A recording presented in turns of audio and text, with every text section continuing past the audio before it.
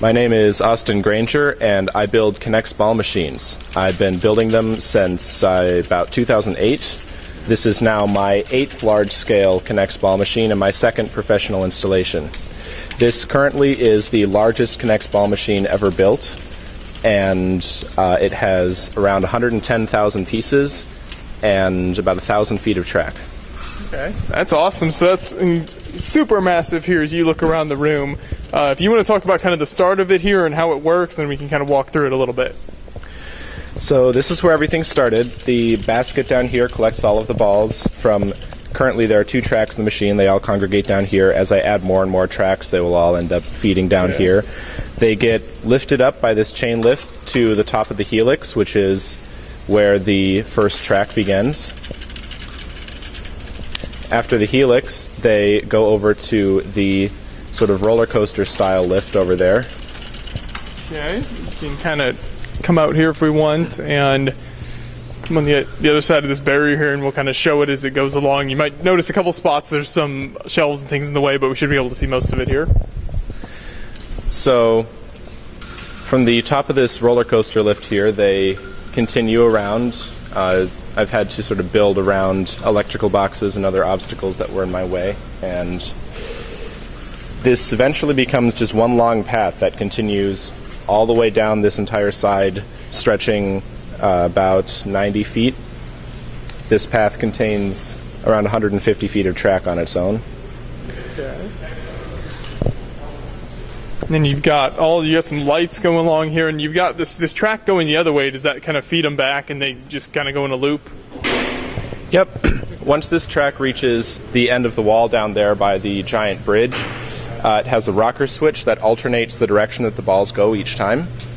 So when they get to the top of the lift, right where the LEDs start there, they have a 50-50 chance of either going across the large bridge or heading back to the beginning along the LED path. Okay. It's really cool. So you got the cool LED path that takes them back there. That's all nice and lit up.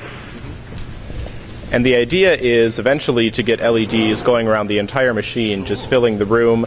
I'm eventually planning to have them synchronized to music and do various customizable light shows, change up the colors for holiday events and stuff like that. It'd be awesome, like Christmas colors and things like that for holidays and stuff. Yep. That'd be really cool.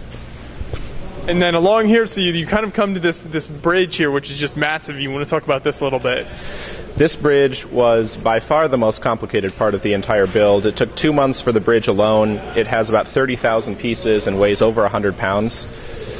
It was built by myself and my friend Paul Davis, and it is the longest self-supporting K'NEX truss ever made. It's made entirely out of K'NEX pieces and is supported primarily by these 2 thick tension cables which run along the underside. Each of those cables is capable of supporting more than 200 pounds of tension. Wow. So the bridge is very much overbuilt, and hopefully it's not going to be coming down anytime soon. You don't want that coming down on people or anything like that. So let's see, you come along here then after the bridge. They come through kind of a loop area here, don't they? Yep. At the end of the bridge, it goes through another double helix, which then sends it across this smaller sort of suspension bridge. Okay. Which goes over the doorway, almost the entrance to the machine, at which point it goes through the giant loop here and up into the elevator.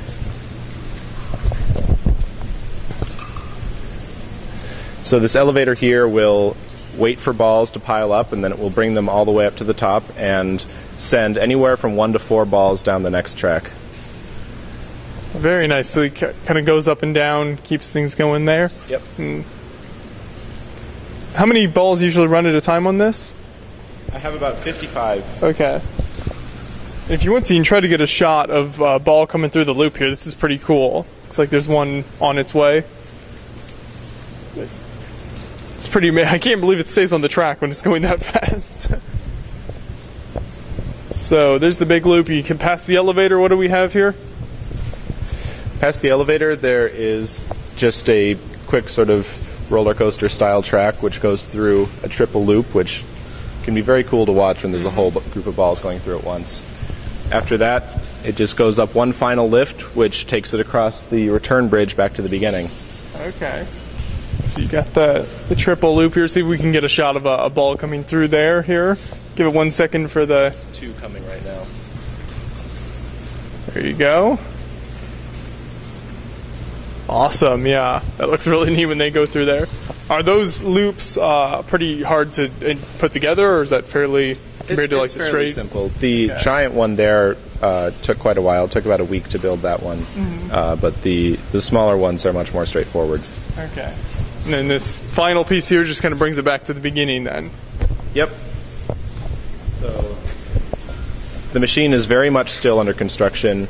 The current plan is at the top of every single lift mechanism to add a whole bunch of switches and have the ball branch off into many different directions. So there will still be the main path that goes around the whole room, but on its way it will get diverted through other more interesting elements.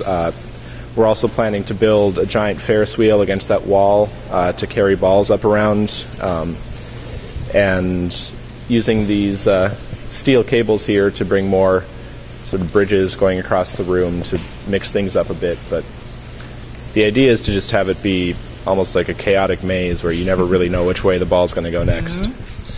That's awesome. Yeah. So how many hours do you figure you have into this at this point? Oh man. If you have any idea, I'm sure it's hard to keep track with all the time you spent on it. Say well over 1,000. Okay.